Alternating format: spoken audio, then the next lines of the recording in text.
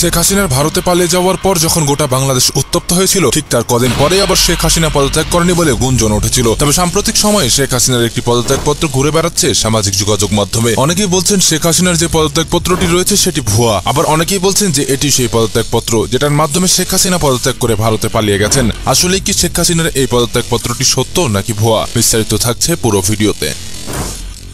ছাত্র জনতার গণবিপ্লবের মুখে গত 5ই আগস্ট পদত্যাগে বাধ্য হয়ে দেশ ছেড়ে পালিয়ে যায় দীর্ঘ 1.5 দশকের স্বৈরশাসক শেখ হাসিনা। এরপর তিনি ভারতে পালিয়ে যায়। ভারতে পালিয়ে যাওয়ার পর সম্প্রতি এক ব্যক্তির সঙ্গে টেলিফোনে কথোপকথনে শেখ হাসিনা দাবি করেছেন যে তিনি পদত্যাগ করেননি, তিনি যে কোনো মুহূর্তে চট করে দেশে ঢুকে পড়বেন। শেখ হাসিনার ছেলে সজীব ওয়াজেদ জয়ও একাধিকবার দাবি করেছেন যে তার মা প্রধানমন্ত্রীর পদ থেকে পদত্যাগ করেননি। তাছাড়া ভারতীয় গণমাধ্যম ও আওয়ামী লীগের নেতাকর্মীরা তো দাবি করছেনই। এমত অবস্থায় শেখ হাসিনার পদত্যাগ নিয়ে ধোঁয়াশা দেখা দেয়। এ নিয়ে আলোচনার মধ্যেই শেখ হাসিনার পদত্যাগের একটি চিঠি সামাজিক যোগাযোগ মাধ্যমে ভাইরাল হয়েছে। সেই চিঠিটি রাষ্ট্রপতি মোহাম্মদ শাহাবুদ্দিনকে লেখা হয়েছিল। ওই চিঠিতে শেখ হাসিনা লেখেন যে আমি গভীর দুঃখের সঙ্গে জানাতে চাই যে সাম্প্রতিক বিক্ষোভ ও সংঘর্ষের পরিপ্রেক্ষিতে যেখানে 300 জনেরও বেশি মানুষ প্রাণ হারিয়েছে এবং আর কোনো প্রাণহানি এড়ানোর জন্য আমি পদত্যাগের সিদ্ধান্ত নিয়েছি। আমি বাংলাদেশের প্রধানমন্ত্রী পদ থেকে পদত্যাগ করছি। তিনি আরো লেখেন, এই ঘটনাগুলোতে আমি সম্পূর্ণ দায়িত্ব স্বীকার করছি এবং এদেশের জনগণের নিরাপত্তা ও কল্যাণের প্রতি আমার অঙ্গীকার সবসময় অটুট থাকবে। পদত্যাগপত্রে শেখ হাসিনা লেখেন, গত 15 বছর ধরে আমি আপনাদের সেবা করার সুযোগ পেয়েছি, যা আমার জীবনের সবচেয়ে বড় সম্মান। তবে সাম্প্রতিক ঘটনাগুলি প্রমাণ করেছে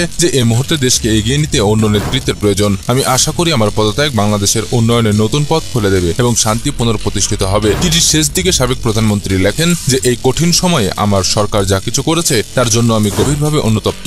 আমি সব বাধ্যবাধকতা মেনে নিচ্ছি এবং এই সিদ্ধান্ত বাংলাদেশের বৃহত্তর স্বার্থে নিয়েছি। এই পদত্যাগপত্রটি বর্তমানে সোশ্যাল মিডিয়ায় ঘুরে বেড়াচ্ছে। তবে শেখ হাসিনার পদত্যাগপত্রটি সত্যতা স্বাধীনভাবে যাচাই করা এখনো সম্ভব হয়নি। প্রসঙ্গত, বৈষম্য বিরোধী তুমুল আন্দোলনের মুখে গত 5ই আগস্ট দুপুরে সামরিক বাহিনীর একটি হেলিকপ্টারে চড়ে বোন রেহেনাকে নিয়ে ভারতে চলে যায় শেখ হাসিনা, আর সেখানে বর্তমানে তিনি অবস্থান করছেন। দর্শক, এই পদত্যাগপত্রটি নিয়ে এখনো পর্যন্ত রয়েছে গভীর ধোঁয়াশা। এই পরিস্থিতি আসলে কোন দিকে যাবে, এই পদত্যাগপত্রটি সত্য নাকি মিথ্যা, সেটি আপনাদেরকে আমরা পরবর্তী কোনো ভিডিওতে জানিয়ে দেবো। ততক্ষণ পর্যন্ত আমাদের সাথেই থাকুন। আর ভিডিওটি যদি আপনাদের ভালো লেগে থাকে তবে অবশ্যই আমাদেরকে লাইক করে দিবেন। আর দেশ বিদেশের এমনই সব খবর সবার আগে আপডেট পেতে আমাদের চ্যানেলটিকে সাবস্ক্রাইব করে পাশে থাকা অল নোটিফিকেশন অন করে দিন।